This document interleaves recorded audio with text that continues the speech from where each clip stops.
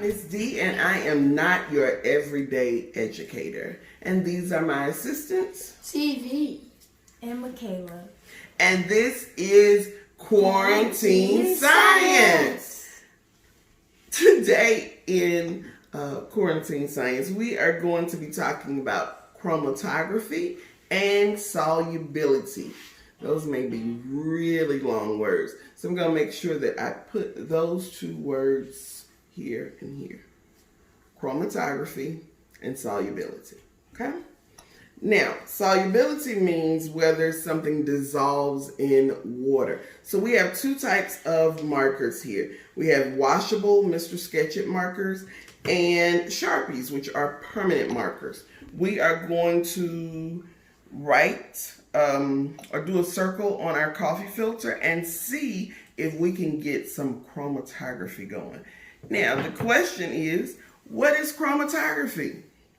Chromatography means that we separate a mixture, and you can see all the parts of a mixture, typically a liquid, over a medium. Okay, now that sounds really complicated, but once we see it, you'll see it. The mixture will start to separate. So I am going to stop talking and let y'all see what we're doing.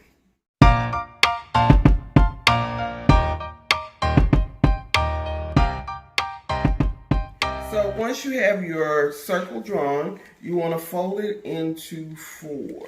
So you're going to fold it in half, and then you're going to fold it in half again. You want just the tip to be in your water. You do not, oh, I folded it, sorry, folded it in half again. You don't want the marker to be in the water. You just want the tip to be in the water. So, I have 4 different glasses here. I just used what I had at home, which is what I'm hoping you'll do. But I'm thinking that this one's going to be too big. My coffee filter will fall all the way in. So you want to try to use a smaller glass, or that's a jar actually, but one with a smaller diameter. All right, so let's see what happens. So we're going to make a prediction. You have a permanent marker, which is these, and you have a washable marker here. The reason that permanent markers are permanent is because they are not water soluble. When they come in contact with water, it doesn't wash out. Washable markers are water soluble. That means that they dissolve in water, so you can wash them out. Insoluble means it does not dissolve in water, and soluble meaning it will. So when we put this one in the water, what do you think is going to happen? Nothing. Nothing. What do you think? You think it's going to smear? Maybe. Maybe. What about when we put this one in? What do you think is going to happen? Maybe it'll like go to right here. And what's going to happen with the brown part? It's gonna get all. It's going to smear. Spread out. Okay. What do you think? It's gonna smear. Okay. So we are going to try to put just the tip in. We're going to try the 2 blacks first. Let's try the 2 blacks. Just want to put the tip in.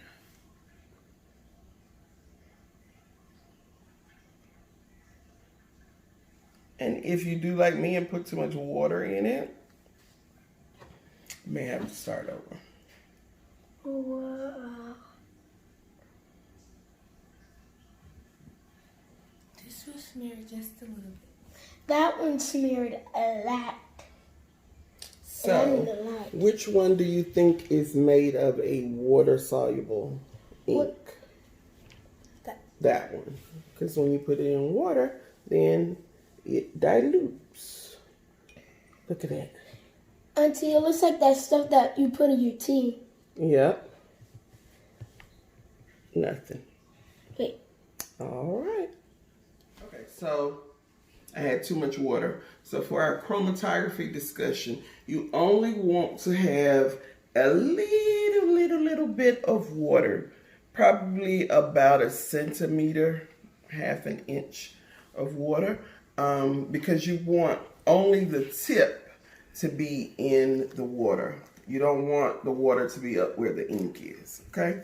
You had a question? How did the other one smear and the other one didn't? Okay, so this one did not smear because the ink that is in Sharpies is insoluble, meaning it does not dissolve in water. So even though it's sitting in water, even all this time, the whole coffee filter is wet, it's still not smearing because the ink does not dissolve in water. Oh, that makes sense. All right, so for our chromatography discussion, we take our marker and put it on there the same way we did before. And we're going to see if we can break this ink into its component colors. So what colors do you think make up brown?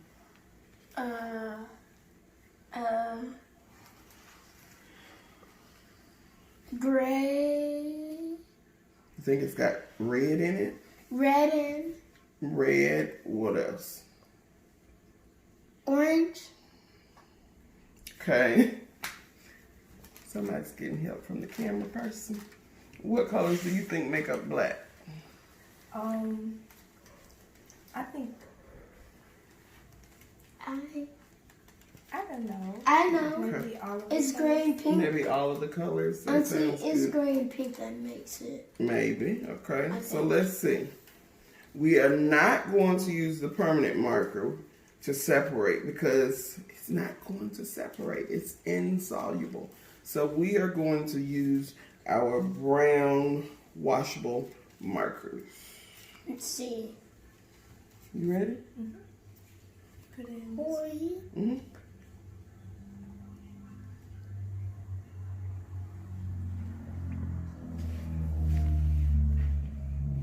Auntie, it's coming up. Let's see if it's going to separate into That different colors. is- It should. Oh, I see something. That is cool. The other one, wait, you see that right now? Don't move it. It's kind of turned into like a. Yeah. It's hard to see, but we're going to take it out and look at it. Can I take it out? So what you want to do is let this go for maybe a couple minutes until it has spread all the way to the top of the coffee filter. And then you're going to lay them out and let them dry. And we'll use them for tomorrow's experiment. But you want to lay them out and look at the different parts of it, okay? And it was really very simple. Again, using things we had at home, coffee filter and water. We talked about solubility and insolubility. Our permanent marker is insoluble, so it has not dissolved. Our water-based markers are soluble in water, so they did dissolve. And chromatography, which is the splitting of that ink to see what its different components are. So once it dries out, I'll come back and we'll talk about what the different components of those inks are. Okay, so we took out our coffee filters and we are going to let them dry. I want you to let your coffee filters dry and we are going to use them in tomorrow's experiment. But this was our black. Do you see all those blues in the black? It's got some blues, it's got some reds. Black is technically made of all the colors, but this particular company probably does not put all the colors in it. And the brown, it also has some blues and some lots of reds in there. So you see that the ink broke down into the component colors that were used to make it. And that is what chromatography is. So let your coffee filters dry overnight and we are going to use them for tomorrow's lesson. If you want to see what the other colors can do, feel free. Your secondary colors like purple and green and orange will probably break down better. We tried to use yellows and reds and they don't have components colors. They are primary. So they're not going to break down, but they will be pretty flowers tomorrow. So play with it as long as you remember what solubility and chromatography are. Okay? Have a great day. Bye.